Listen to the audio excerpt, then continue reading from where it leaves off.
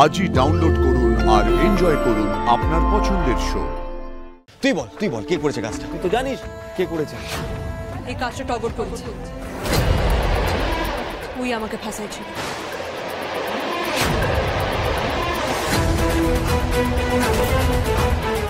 কারা করেছে আমি জানতে চাই। পাউলের ব্যাগ থেকে গয়নাটা বেরোলো কি করে আমি জানতে চাই। গয়নাটা তো এমনি ব্যাগে চলে যায়নি, কেউ তো ঢুকিয়েছে, রাইট? এন্ড দ্যাট মফ ভিডিও, কে করেছে এই কনস্পিরেসি বলো।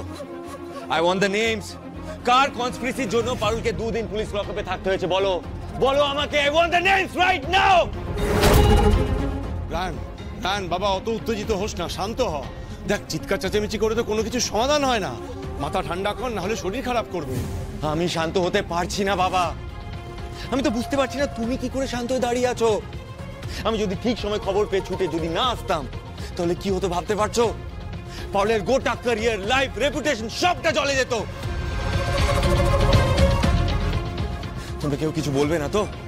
হ্যাঁ, ডিসাইডেড রাইট? তোমরা কেউ কিছু বলবে না, ফাইন।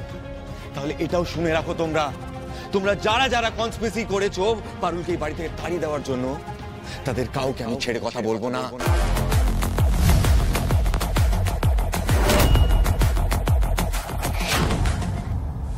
আমি মানছি তোমরা অনেকেই ওকে পছন্দ করো না, হতেই পারে।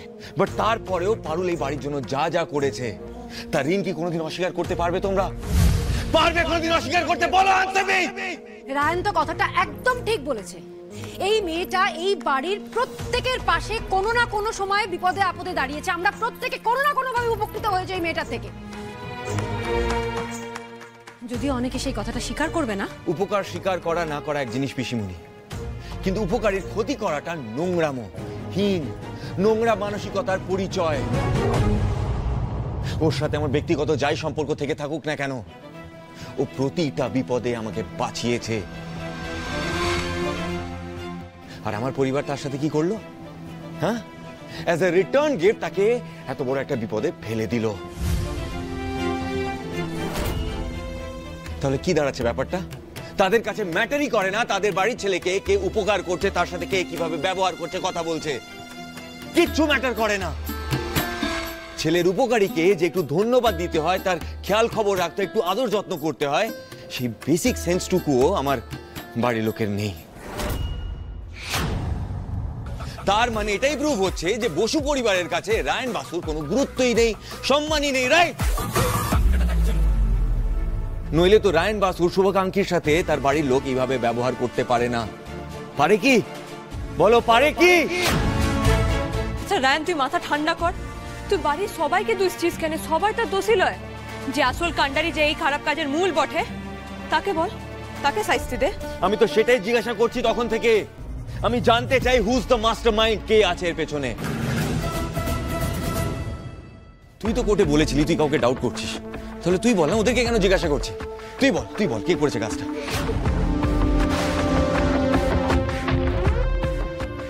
ওরা কেউ কিছু বলবে না, ওরা চুপ করেই থাকবে। অনুতাপটুকু ওদের নেই, ওরা কেউ কিছু বলবে না। তুই বল, তুই তো জানিস কে করেছে। এই কাজটা টগর করেছে। ওই আমাকে ফাঁসাইছিল।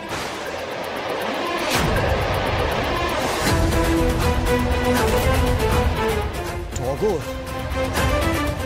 হাটটা উই আমার ব্যাগে পড়েছিল, আর এই ফাঁসানোর প্ল্যানটা গোটাটা উড়ি বটে। উই তোর মা কাকিদেরকে একেবারে খেপায় তুলেছিল। টগর প্ল্যান করেছে হাটটা? ওর এত বড় সাহস! তুমি মেয়ে না হলে, আমার ভাইয়ের বউ না হলে না, এক্ষুনি চাপকে তোমার পিঠে ছাল তুলে দিতাম আমি। নিজের দিদির এগেইনস্টে গিয়ে এত বড় কনস্পিরেসি করার সাহস তোমার হয় কি করে টগর? বলো আমাকে আনসামি।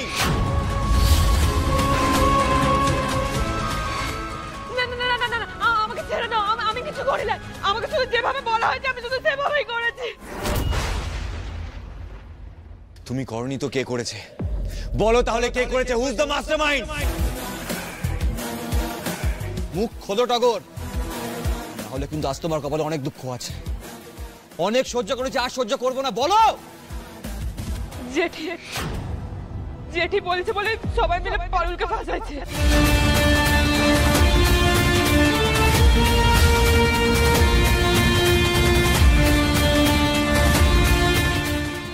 করিয়েছে পুরোটা।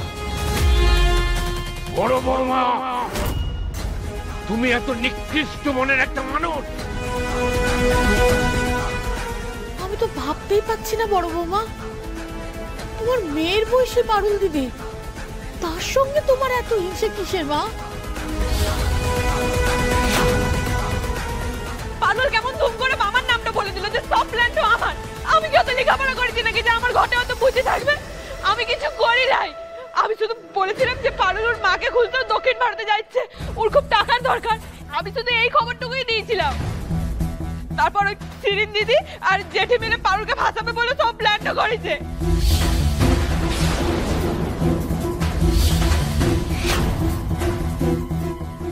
আর পারুল কেমন ফোন করে আমার নামটাই বলে দিল।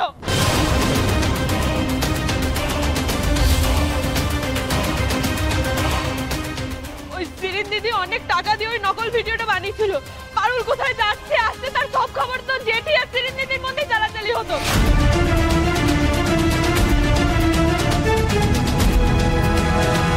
তারপর ওই শিরিন দিদি একটা কি হ্যাক না কি করে দোকানের কম্পিউটারে ভিডিওটা ভরে দিয়েছিল।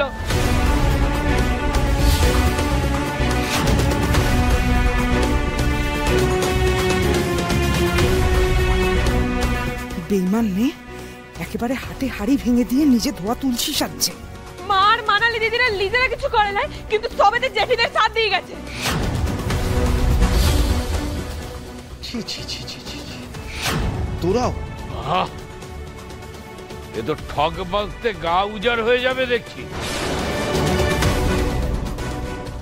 এটা বসুবাড়ির ঐতিহ্য, এটা বসুবাড়ির কালচার। একটা মিথ্যে মামলায় একটা হাঁটুর বয়সী মেয়েকে তোমরা ফাঁসাতে চেয়েছিলে।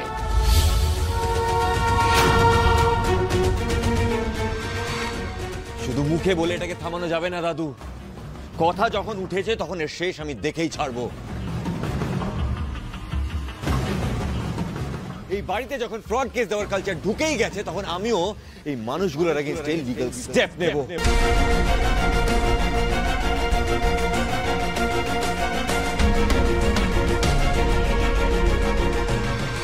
রায়ান, তুই ওই মেয়ের জন্য আমাদের এগেইনস্টে লিগ্যাল অ্যাকশন নিবি?